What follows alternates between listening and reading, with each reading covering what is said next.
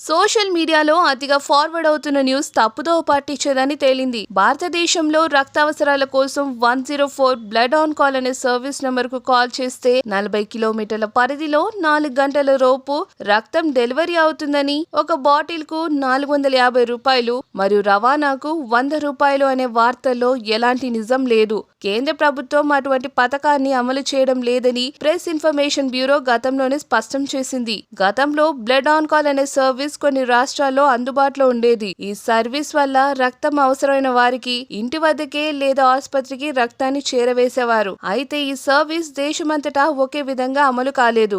అన్ని రాష్ట్రాల్లోనూ ఈ పథకం లేదు మరియు కేంద్ర ప్రభుత్వం ఈ సేవను 104 అనే హెల్ప్ లైన్ నంబర్ తో దేశవ్యాప్తంగా పనిచేసే కొత్త పథకంగా ప్రకటించలేదు. అత్యవసర ఆరోగ్య సేవలు లేదా రక్త అవసరాల కోసం అధికారిక మరియు నమ్మదగిన సమాచారాన్ని మాత్రమే అనుసరించాలి. ధృవీకరించని లేదా తప్పుడు సందేశాలను ఫార్వర్డ్ చేయకూడదు. తప్పుడు సమాచారం అత్యవసర సమయాల్లో ప్రజలను గందరగోళానికి గురిచేసి వారి ప్రాణాలకే ప్రమాదంగా మారే అవకాశం ఉంది.